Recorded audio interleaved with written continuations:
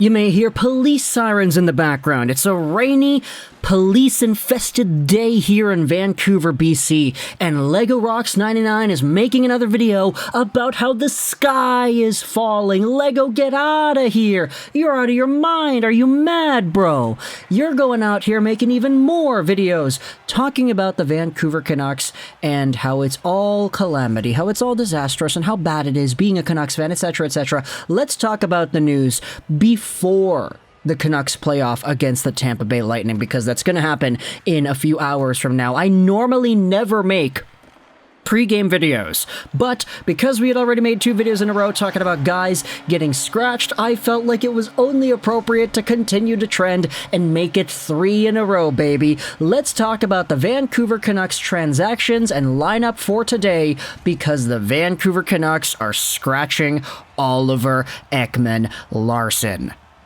This is the tweet from Patrick Johnston going over the Canucks and their lines, because if you take a look at who has been omitted, I mean, look, OEL is on a pair with Kyle Burroughs as the 4th pair. Instead, you have Riley Stillman, who slots into the lineup tonight.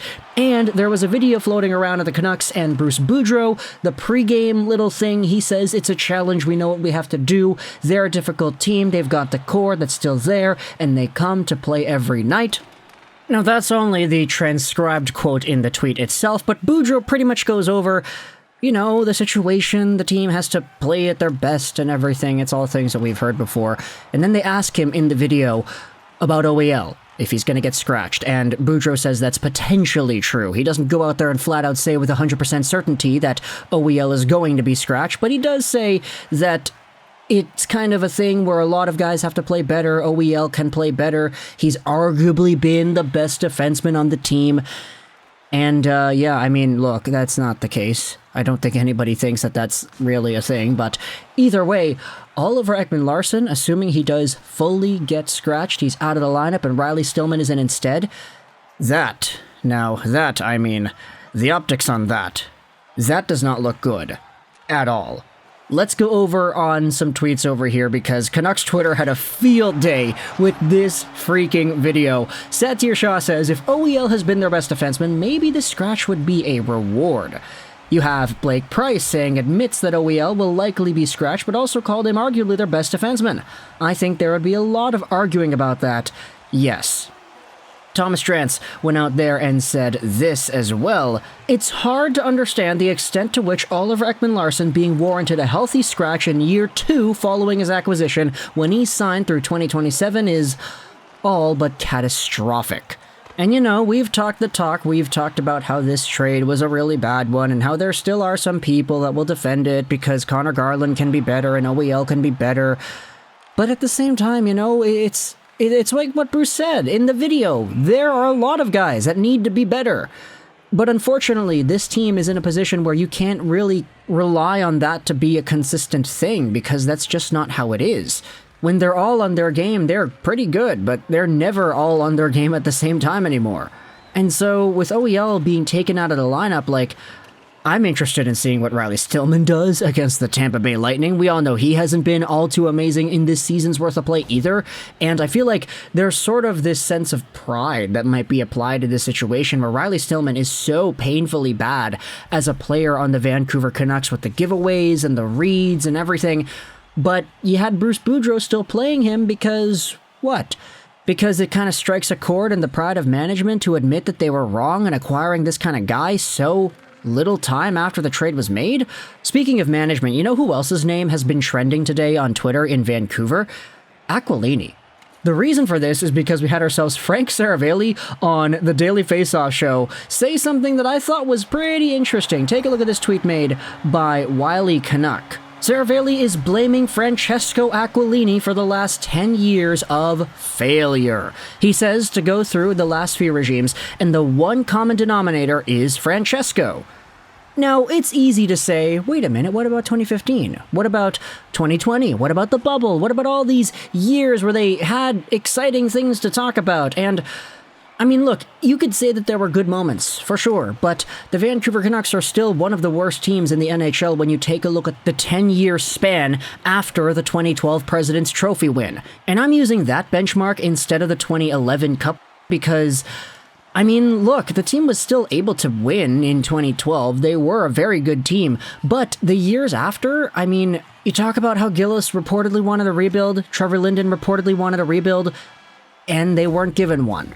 SERAVALLI is saying that it's Francesco, man. He's the one that keeps on telling these management groups to go out there and make moves to help this team be better now. And I'm not talking about trading away prospects for Studnicka, getting Lazar, getting Oman. These are pretty okay moves in a vacuum, but when you sign Ilya Mikheyev to a contract like he has, when you re-sign JT Miller to a contract like he's going to get, when the last management goes out there and makes this Conor Garland OEL trade, like, things are not great in Vancouver, and it's been like this for a decade. So, yeah, I mean, they had some good runs in there. It was exciting to see the team make it as far as they did in the 2020 bubble, but they overachieved that year.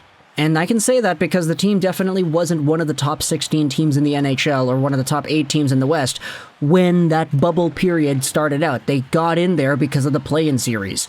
And I know this isn't really like new conversation. This is why I kind of joke around about how we're making another video about how the sky is falling and all that. But like, at the end of the day, the Canucks fans, all we want is a plan. We want a plan, and there isn't a plan. Right now, at least, it doesn't look like there is because the team hasn't done anything. And maybe there is the benefit of the doubt, oh, like, you just gotta give them time. Give them time behind the scenes, and then you'll see their plan come to fruition. But, like, it's been a year. These guys have been in office for a year. Jim Rutherford and Alvin. Benning was fired a year ago, and the team still looks like this. So we'll see what happens when the Canucks play the Tampa Bay Lightning. It's 1 game out of 82. All these games are starting to feel the same, and I'm starting to get tired of making these post-game videos, which is terrible to say because, you know, this kind of was a thing I'd been doing ever since 2017, 2018. But, yeah, the Vancouver Canucks. OEL, he's scratched today, or he's probably going to be scratched today. If he does end up playing, then okay, we'll see if there's some kind of Brock Besser, Dakota Joshua injury situation like we saw last time, which kind of bailed Brock Besser out from being a healthy scratch. But Oliver Ekman-Larsson, the guy is getting scratched because he has not been amazing, and he's making a lot of money, so it's difficult to move the money out. And yeah, I know some people can go in the comments and say, oh, but Lego, you said yourself it's hard to move out money, so why are you getting ticked off at the management for not moving out money? It's everything else, dude. They had the choice to sign Miller. They had the choice to get Mikheyev under contract. And I'll admit, I was kind of on the Gatorade, or not the Gatorade, the BioSteel train, drinking all the BioSteel, or the Gatorade, I guess you could say, because that's a better analogy, getting hyped up for this team at the beginning of the year, but we didn't know they would be this bad. I mean, there were a lot of people saying that they didn't actually, like, improve tremendously. They just got an extra forward that was expensive, but I don't know. Kuzmenko has been good, but if this management wants to convince the fans that there actually is great direction coming with this team, you gotta trade Horvat, you gotta trade Kuzi, you gotta trade a lot of guys, you gotta free up space, you gotta be bad for the next few years, and Francesco Aquilini is the guy that's kind of been, at least reportedly, the reason that hasn't happened yet. So either way, talk to the comments, say your thoughts. We'll see what happens as the Canucks play the Lightning today. There's Community Center hockey later at 7:30-ish, and I'm going to be participating in that, so we're going to have to probably bang out the post-game Canucks video as quickly as we can, because I don't want to miss out on my tri-weekly physical activity. So talk to the comments, say your thoughts. I hope you enjoyed this video. And bye.